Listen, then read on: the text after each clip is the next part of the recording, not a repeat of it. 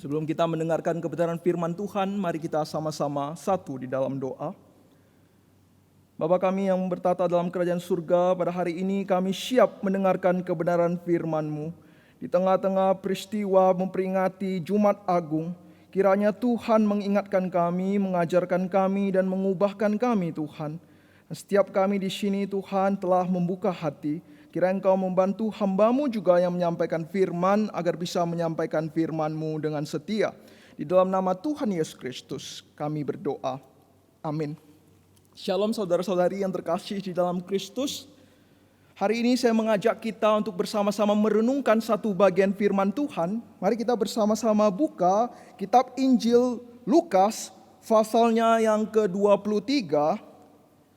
Kitab Lukas pasalnya ke-23 ayatnya ke-26 sampai 43. Narasi yang akan kita baca merupakan narasi yang sering dikenal dengan narasi jalan salib atau Via Dolorosa. Saya akan membacakan untuk kita semua, dengarkan dan perhatikan dengan cermat.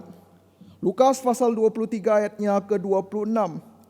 Ketika mereka membawa Yesus, mereka menahan seorang yang bernama Simon dari Kirene yang baru datang dari luar kota. Lalu diletakkan salib itu di atas bahunya supaya dipikulnya sambil mengikuti Yesus. Sejumlah besar orang mengikuti dia, di antaranya banyak perempuan yang menangisi dan meratapi dia. Yesus berpaling kepada mereka dan berkata, "Hai putri-putri Yerusalem, janganlah kamu menangisi aku, melainkan tangisi dirimu sendiri dan anak-anakmu. Sebab lihat, akan tiba masa orang berkata, berbahagialah perempuan mandul dan yang rahimnya tidak pernah melahirkan dan yang susunya tidak pernah menyusui. Maka orang akan mulai berkata kepada gunung-gunung, runtuhlah menimpa kami, dan kepada bukit-bukit, timbunlah kami. Sebab jikalau orang berbuat demikian dengan kayu hidup, apakah yang akan terjadi dengan kayu kering? Dan ada juga digiring dua orang lain, yaitu dua penjahat untuk dihukum mati bersama-sama dengan dia. Ketika mereka sampai di tempat yang bernama Tengkorak, mereka menyalibkan Yesus di situ, dan juga kedua orang penjahat itu yang sedang di sebelah kanannya dan yang lain sebelah kirinya. Yesus berkata, "Ya Bapa, ampunilah mereka sebab mereka tidak tahu apa yang mereka perbuat." Dan mereka membuang undi untuk membagi pakaiannya. Orang banyak berdiri di situ dan melihat semuanya. Pemimpin-pemimpin mengejek dia, katanya, "Orang lain ia selamatkan. Biarlah sekarang ia menyelamatkan dirinya sendiri, jika ia adalah Mesias, orang yang dipilih Allah." Juga prajurit-prajurit mengolok-olok dia. Mereka mengunjukkan anggur asam kepadanya dan berkata, "Jika engkau adalah raja orang Yahudi, selamatkanlah dirimu." Ada juga tulisan di atas kepalanya, "Inilah raja orang Yahudi." Seorang dari penjahat yang digantung itu menghujat dia, katanya, "Bukankah engkau adalah Kristus? Selamatkanlah dirimu dan kami." Tetapi seorang menegur dia, katanya, "Tidakkah engkau takut juga tidak kepada Allah, sedang engkau menerima hukuman yang sama? Kita memang selayaknya dihukum, sebab kita menerima balasan yang setimpal dengan perbuatan kita.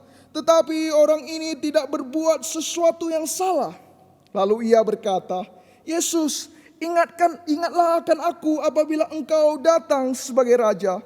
Kata Yesus kepadanya, "Aku berkata kepadamu, sesungguhnya hari ini juga engkau ada bersama-sama aku di dalam Firdaus." Saudara-saudara, di dalam sejarah Tiongkok ada seorang ahli sejarah dan literatur yang bernama Sima Kuang. Dia merupakan tokoh yang dianggap sangat pintar dan sangat jenius. Bukan karena masa mudanya, bukan karena masa tuanya, tetapi apa yang dia lakukan sewaktu masa kecil. Nah, suatu kali dia bermain dengan anak-anak kecil seusianya. Dan kemudian ada anak kecil yang manjat ke sebuah guci air yang tinggi. Dan kemudian tidak sengaja terjatuh ke dalam guci yang berisi air yang dalam tersebut. Saat itu semua orang bingung, panik. Bagaimana caranya mengeluarkan anak tersebut dari guci. Tetapi Semakwang yang masih kecil dengan sigap mengambil batu memecahkan guci tersebut. Perhatikan, kita melihat suatu pemikiran yang berbeda di saat setiap orang memikirkan bagaimana mengeluarkan anak tersebut dari air. Tetapi yang dilakukan Semakwang adalah bagaimana mengeluarkan air dari sang anak.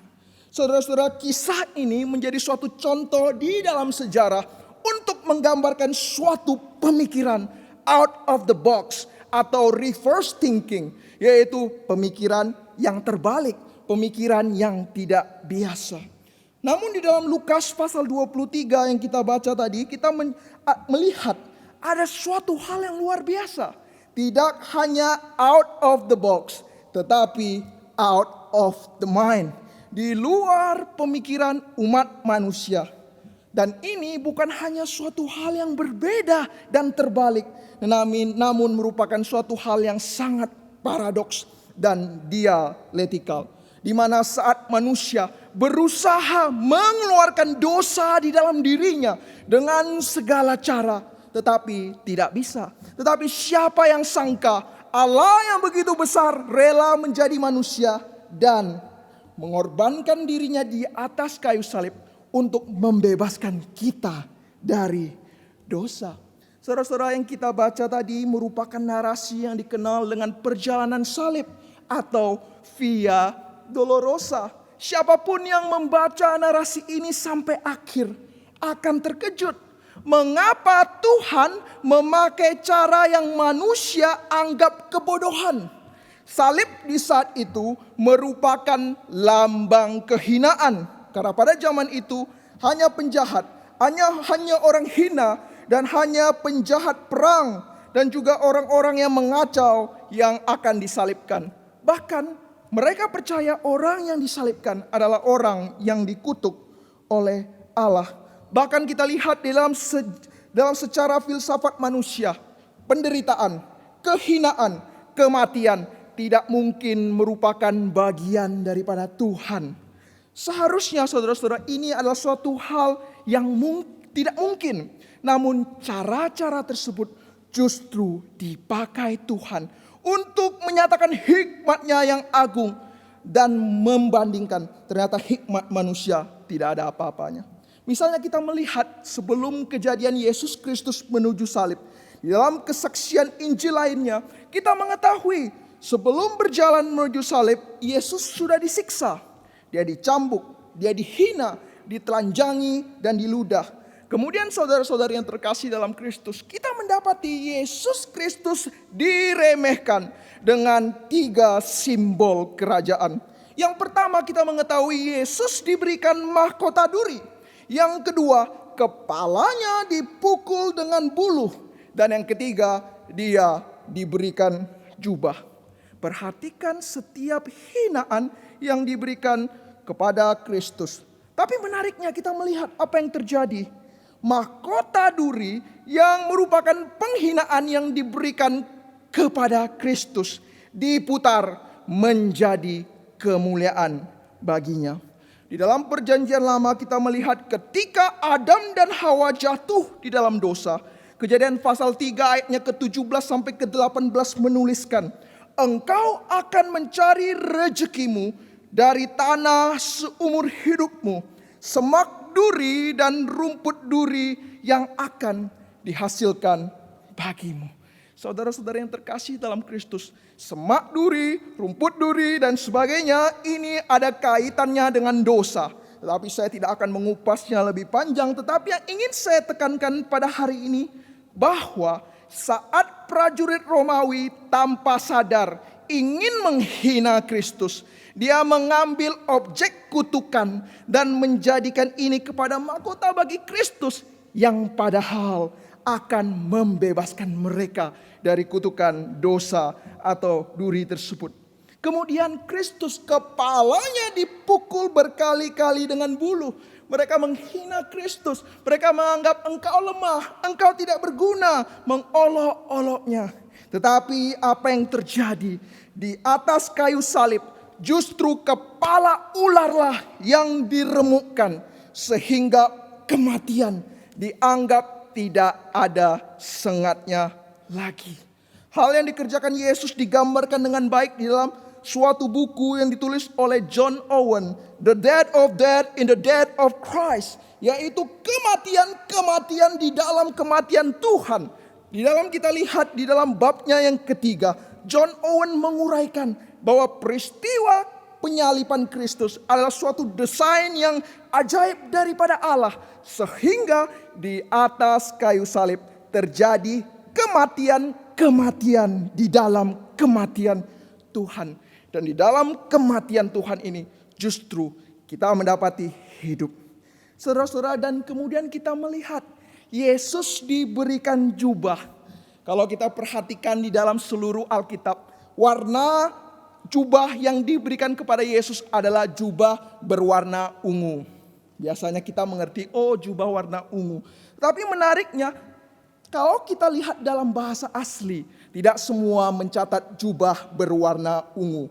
Markus pasal 15 ayat 17 dan Yohanes pasal 19 ayat kedua mencatat jubah yang diberikan adalah jubah berwarna ungu, yaitu purpura yang diberikan kepada Yesus. Namun Matius pasal 27 ayat 27 mencatat jubah yang diberikan kepada Yesus adalah warna merah tua atau kokinos. Tetapi Indonesia menerjemahkan menjadi jubah ungu juga. Kenapa warna bisa berbeda, saudara-saudara? Seorang sarjana Alkitab berkata, kemungkinan besar Matius menuliskan warna merah tua, kokinos, sesuai dengan warna yang asli saat itu. Tetapi kenapa Markus dan Yohanes menuliskan warna ungu? Karena saat itu mereka ingin meninjau dari pemikiran tentara Romawi. Karena bagi orang Romawi, ungu dianggap baju untuk bangsawan, untuk golongan-golongan atas, lambang daripada kemuliaan.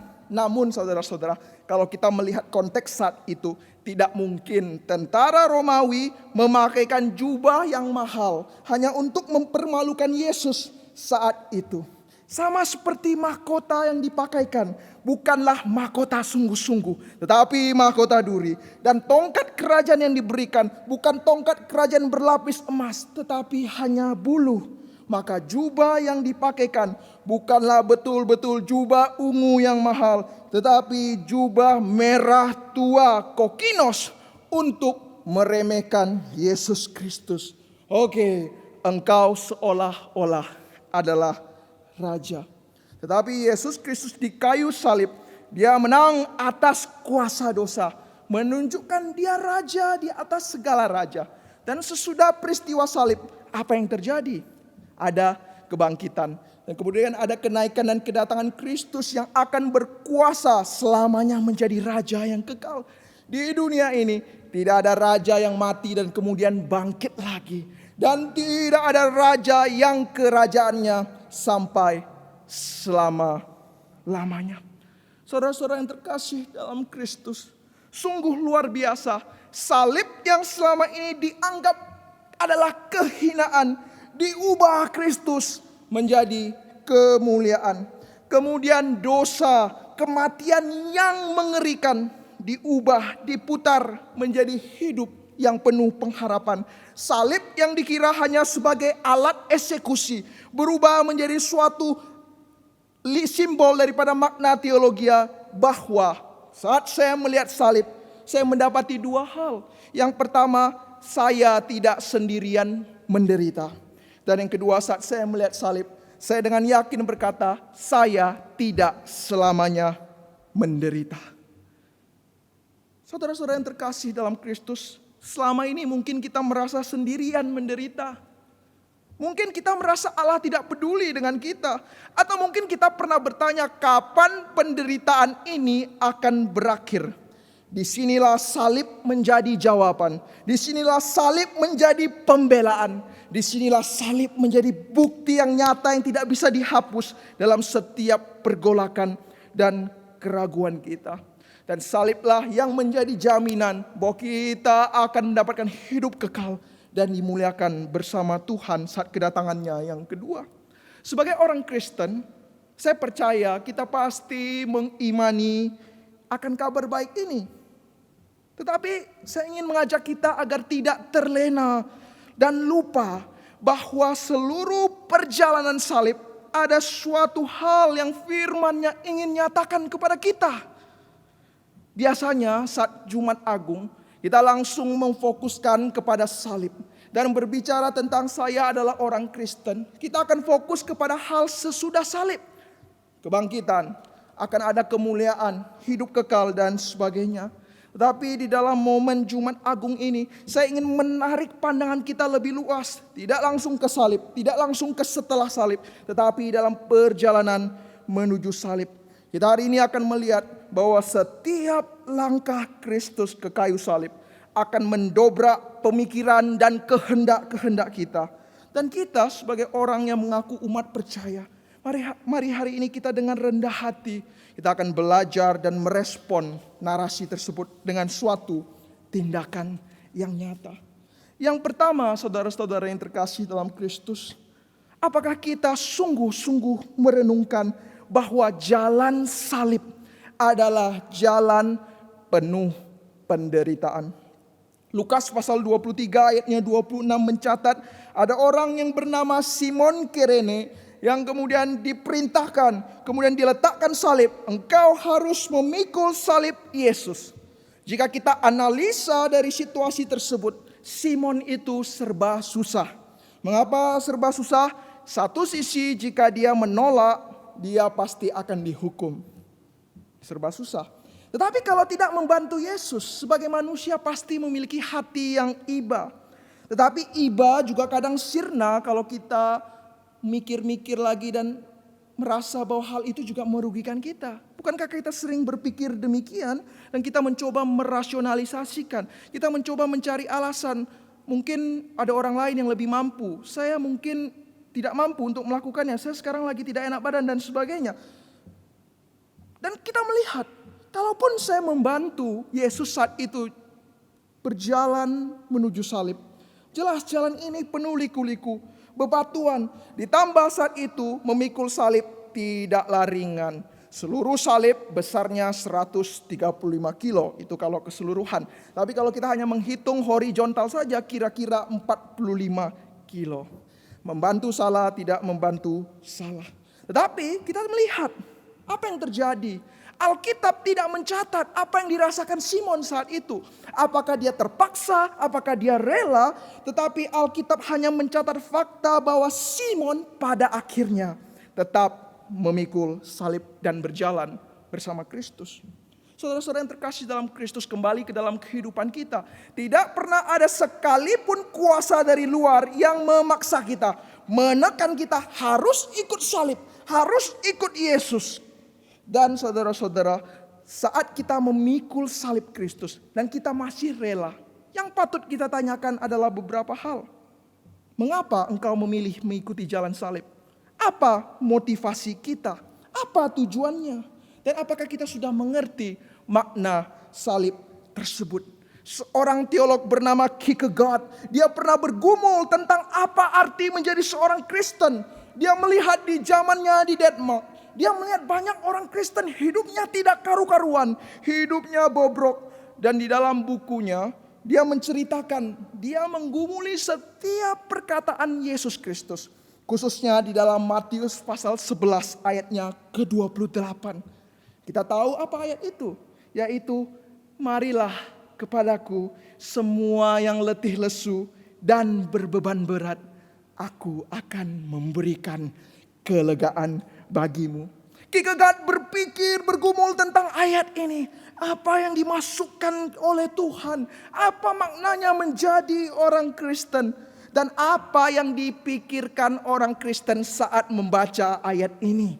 Dia terus berpikir, dia menanyakan, saat membaca ayat ini, apakah yang di benak kita adalah Kristus yang perkasa, yang mulia, yang berkata kepada kita, datanglah kepadaku hai yang berbeban berat, ataukah Kristus yang menderita?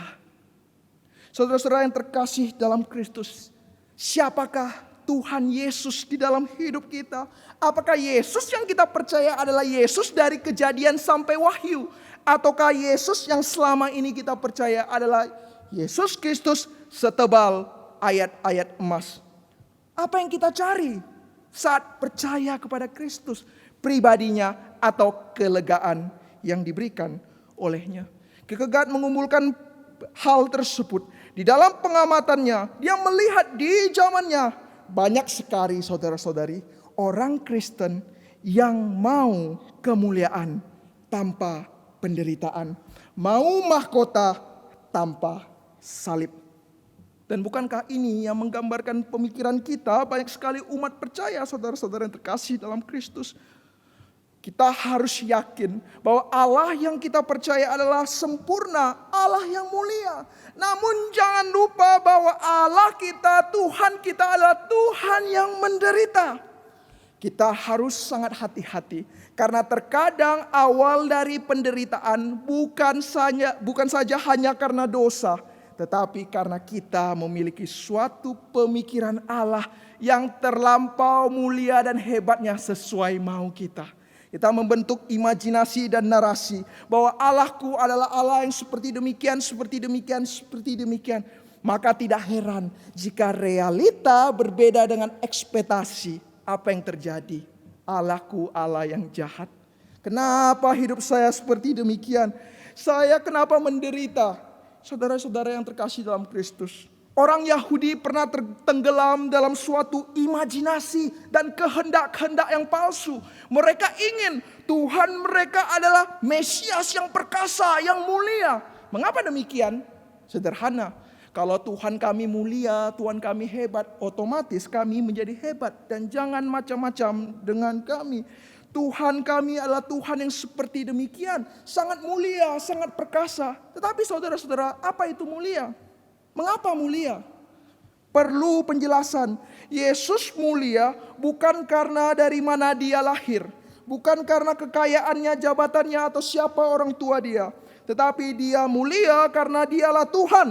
Dan dia dipermuliakan Allah.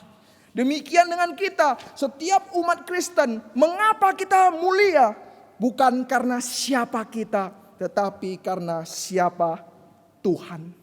Dan pemikiran akan Allah yang menderita akan menghantam, membalikkan kehendak kita. Orang Yahudi saat dia tidak percaya akan realita Mesias yang menderita, justru disitulah penderitaan yang nyata dimulai. Mengapa? Karena pada akhirnya mereka menyalibkan Mesias yang mereka tunggu sendiri. Dan ini sudah tidak bisa dihapus dalam sejarah. Setiap orang Yahudi mengingat hal tersebut, atau orang Yahudi yang berpindah menjadi orang Kristen akan menilai hal ini sebagai suatu hal yang memalukan. Mengapa kami umat Allah menyalibkan Tuhan? Dan seharusnya sampai hari ini mereka harus bersuka cita. Karena Kristus menderita, mati di kayu salib dan bangkit. Telah mengalahkan kuasa dosa dan kuasa maut. Namun sampai saat ini mereka masih meratapi tembok dan menunggu kedatangan Mesias. Allah kita adalah Allah yang mulia dan Dia juga Allah yang menderita. Kebenaran ini bagaikan mikrofon yang akan menyadarkan kehendak kita bahwa hidup bukan sekedar mulia-mulia saja. Hidup bukan soal enak-enak dan lancar saja.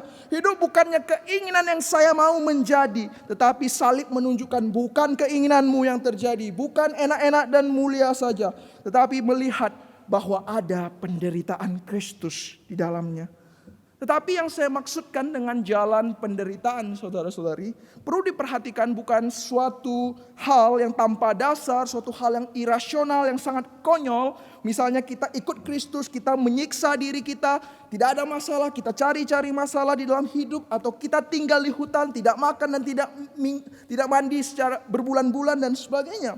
Namun jalan salib sebagai jalan penderitaan yang saya tekankan berbicara bagaimana murid-murid saat mengikut Kristus berani bayar harga. Saat kita mengikut Kristus ada hal yang harus dilepaskan. Saat mengikut Kristus ada hal yang harus dikorbankan. Dan saat mengikut Kristus ada hal yang harus diubah, saudara-saudariku. Ada kebenaran yang harus dijaga. Ada hidup yang harus benar-benar dirubahkan. Dan ada keputusan tidak populer yang harus kita ambil dalam setiap kehidupan kita. Sama seperti Kristus saat itu, saudara-saudara, kita tahu jalan salib bukanlah jalan yang mudah, tetapi ada juga kelegaan di tengah-tengah jalan yang penuh penderitaan itu. Karena di tengah-tengah jalan yang susah dan penuh penderitaan itu, justrulah jalan yang membawa hidup. Sama seperti dalam wabah ini kita dihimbau untuk tetap di rumah. Ada yang berkata, aduh di rumah tersiksa, tidak enak kan? Tetapi justru kalau kamu keluar enak, tetapi kemungkinan kematian lebih tinggi. Demikian mengikut jalan Kristus mungkin penuh dengan penderitaan. Tidak enak, berliku-liku, tetapi justru itu yang membawa kepada hidup. Dan yang kedua, engkau berjalan di tengah-tengah dunia yang rusak. Di tengah-tengah penderitaan, di tengah-tengah dunia yang menolak kebenaran, sehingga saat engkau berbeda, engkau akan diremehkan, engkau akan disalah mengerti, dan bahkan engkau mungkin akan diseret dan disalibkan.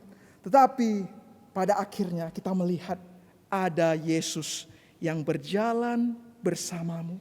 Engkau tidak sendirian di dalam jalan salib itu.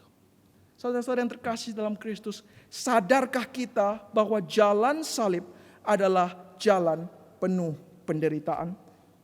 Yang kedua, saudara-saudara yang terkasih dalam Kristus, di dalam perjalanan salib, kita mendapati bahwa jalan salib juga merupakan jalan penyangkalan diri. Kita melihat saat ayat selanjutnya, saat Yesus bertemu dengan perempuan-perempuan Yerusalem yang mengikutinya, yang menangisinya. Kita melihat menariknya Yesus menyuruh perempuan tersebut, jangan tangisi aku, tangisilah engkau sendiri dan anak-anakmu. Apa maksud Yesus? Apakah saat itu Yesus kesal? Saya sudah menderita, saya sudah tersiksa, saya sudah capek karena engkau. Sekarang engkau ribut-ribut lagi. Sudah, nangisi dirimu, jangan nangisi saya. Atau engkau nangis itu bohong, engkau menyalibkan saya. Pergi, enyahlah engkau. Bukan demikian. Apa maksud Yesus Kristus? Mari kita perhatikan ayat ini satu persatu. Perhatikan ayat 29 dan ayatnya ke-30. Sebab lihatlah, akan ada masanya orang berkata, berbahagialah perempuan mandul yang rahimnya tidak pernah melahirkan dan susunya tidak pernah menyusui. Maka orang akan mulai berkata-kata kepada gunung, runtuhlah menimpa kami, dan kepada bukit-bukit timbunlah kami. Di dalam ayat ini kita melihat ada suatu indikasi, ada penyiksaan besar yang akan terjadi kepada umat-umat Allah. Sehingga ibu-ibu digambarkan, lebih baik saat itu engkau tidak punya anak. Mengapa? Kalau engkau punya anak, engkau akan melihat anak-anakmu satu persatu meninggalkanmu. Sungguh suatu hal yang mengerikan. Dan di dalam sejarah tidak lama setelah peristiwa salib, seorang sejarawan bernama Josephus mengatakan, dan dia mencatat saat itu di dalam tahun 70 bait Allah diruntuhkan dan kemudian terjadi pembunuhan massal di Yerusalem. Banyak anak-anak, ibu-ibu yang terbunuh. Dan menariknya Josephus mencatat satu hal yang sangat mengerikan. Dia mencatat saat itu orang-orang Yahudi, orang-orang Israel kelaparan.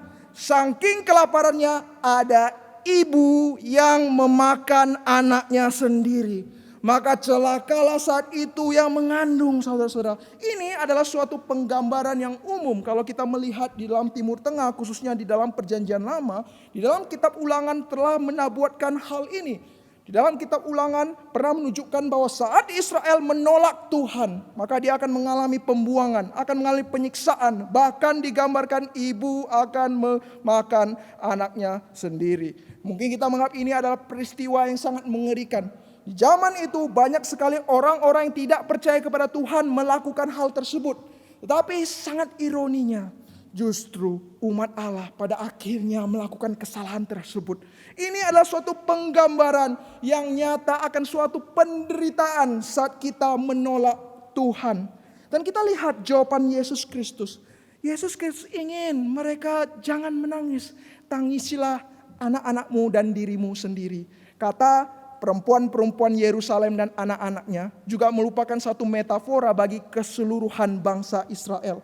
Maka Yesus Kristus ingin mereka menangisi. Menangisi memiliki makna kaitan dengan pertobatan. Karena dia mengerti akan selalu ada hukuman keras yang menimpa orang-orangnya, apapun bentuknya itu. Bahkan di akhir zaman kita juga melihat dicatat bahwa ada teriakan di dalam ayat ini yang mengatakan, timpakanlah gunung-gunung kepada kami. Mengapa ada gambaran akhir zaman? Karena jelas orang yang menolak Tuhan pada akhirnya akan menderita. Tetapi Yesus Kristus melanjutkan satu hal lagi. Di dalam ayat 31 dia menutup statementnya, jikalau orang berbuat demikian dengan kayu hidup, apakah yang akan terjadi dengan kayu kering? Yang berarti orang yang tidak berdosa seperti Yesus saja menderita dan dihakimi, apalagi nasib setiap orang yang menolaknya. Saudara-saudara, sungguh luar biasa. Di tengah-tengah penderitaan Kristus, dia masih memikirkan nasib umatnya yang jelas-jelas telah menolaknya. Dia bisa saja tidak peduli, kamu mau mati, mau binasa, biarkan saja. Tetapi Yesus Kristus masih ingin mereka sadar bahwa yang engkau lakukan suatu hal yang menolak saya dan ini memiliki suatu hukuman yang keras. Tangisi, bertobatlah. Yesus selalu peduli dengan orang lain, tidak terfokus kepada dirinya sendiri. Inilah pelayanan Yesus Kristus yang dia nyatakan. Dia menampilkan suatu penyangkalan diri yang sempurna. Saat kita mengikut Kristus, apakah hidup kita memiliki hidup penyangkalan diri yang sempurna? Apa itu penyangkalan diri? Seorang tokoh reformator John Calvin di dalam buku Institut, bukunya yang ketiga, pasal yang ke-7, baris pertama dan ketiga mengatakan bahwa penyangkalan diri adalah berarti ketundukan yang mematikan ego kita, sebab kita sadar kita adalah milik Allah dan bukan milik kita sendiri. Dan ini memiliki implikasi bahwa ketundukan kepada Allah membuat kita peduli terhadap sesama. Maka bercermin kepada jalan penyangkalan salib Kristus. Pertanyaan untuk kita, apakah kita sudah tunduk kepada Tuhan dan peduli kepada sesama? Kita melihat masa-masa wabah ini memaksa kita untuk mengurangi aktivitas keluar, bertemu dengan orang lain, mengunci diri. Tapi pertanyaannya, apakah ini membuat kita semakin tertutup, semakin egois, atau kesempatan untuk tunduk kepada Tuhan lebih lagi dan peduli kepada sesama? Saya bersyukur saya ada bercakap-cakap dengan jemaat di tempat kita saat ini. Saya bercakap bagaimana tentang bisnismu, apakah bisnismu terpengaruh? Dia katakan benar, sangat terpengaruh saat ini, sangat-sangat drastis. Dan bagaimana kamu melihat keadaan ini? Menjadi suatu sukacita bagi saya, dia katakan satu statement. Betul, bisnis saya tergerus, saya tidak begitu banyak untung. Tetapi saya melihat justru masa ini Tuhan menyadarkan saya untuk lebih banyak memberi. Saudara saya mendengar jawaban tersebut, saya menjadi sukacita. Karena di tengah-tengah jemaat kita masih melihat ada kepedulian, ada kasih yang harus dibagikan. Saya juga telah melihat, merasakan dan mendengar banyak sekali jemaat-jemaat kita yang melakukan hal tersebut. Puji Tuhan. Tetapi terlepas daripada hal ini, terlepas daripada kami tahu atau tidak tahu, yang terpenting Tuhan tahu bahwa jalan yang kita pilih adalah jalan penyangkalan diri kita. Hidup bukan masalah diri, tetapi tunduk kepada Tuhan dan peduli kepada sesama. Dan yang terakhir, perjalanan salib adalah jalan yang juga penuh anugerah dan pengampunan. Di dalam sejarah Tiongkok, di dalam dinasti Yan, ada suatu drama yang sangat menarik, saudara-saudara. Kisah menceritakan tentang injustice To'e, yaitu seorang perempuan yang diperlakukan tidak adil. Perempuan ini bernama To'e. Perempuan ini sudah dipaksa menikah, disiksa, dan pada akhirnya dituduh, saudara-saudara, dan akan dieksekusi mati dengan cara dipenggal. Nah, sebelum dia dipenggal, saudara-saudara, drama ini mencatat bahwa dia menunjukkan kemarahan yang luar biasa. Dia mengucapkan 3 kutukan. Yang saat ini orang yang belajar literatur akan tahu, saudara-saudara. 3 kutukan itu. Yang pertama, bahwa saat saya mati, ingatlah, 血溅百炼. Yaitu apa? Darah akan tercurah setinggi 3 kaki. Dan kemudian dia berkata, 6月飞雪, yang artinya bulan 6 akan terjadi badai salju. Dan yang terakhir dia katakan, tahan 3 年, akan ada kekeringan 3 tahun. Nah, ini adalah cerita drama dan benar katanya di dalam drama itu hal itu terjadi untuk membuktikan apa yang dia katakan benar. Dan dia tidak salah, tetapi dia dieksekusi mati. Dan sampai sekarang kalau kita mengatakan ada peristiwa yang tidak adil, kita akan mengatakan, oh, Liu Yue Fei Xue ya. Artinya, oh, terjadi ketidakadilan ya. Nah, kita melihat apa yang terjadi saat Yesus Kristus dihakimi, disalibkan. Yesus Kristus kita tahu jelas tidak salah. Semua orang juga tahu dan bahkan kita melihat narasi Alkitab, orang mengatakan, prajurit mengatakan sungguh benar, sungguh ini orang benar. Dia disalibkan. Tetapi kita melihat apa yang terjadi setelah Yesus disalibkan. 3 kejadian terjadi. Terjadi gempa bumi, terjadi kegelapan, dan kemudian bait Allah terbelah menjadi 2. Saya tidak akan membahas apa maksud daripada kejadian ini, 3 kejadian ini. Tapi saya melihat daripada intensinya. Dia tidak menyebabkan kerusakan, tidak menyebabkan kutukan. Tetapi bait Allah yang terbelah tirainya menunjukkan suatu simbol. Kematian Kristus mendatangkan rekonsiliasi akan hubungan Tuhan dan manusia. Dan bahkan di atas kayu salib, Kristus tidak mengucapkan kata-kata kutuk. Dia mengucapkan satu hal yang penting, yang menggugah hati setiap orang yang membacanya.